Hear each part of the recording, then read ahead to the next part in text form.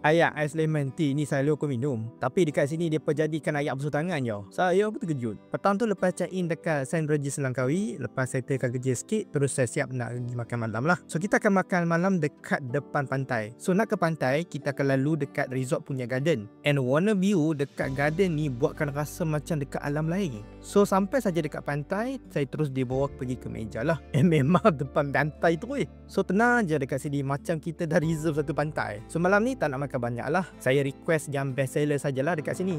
Kau menggenggamku menadanya gila.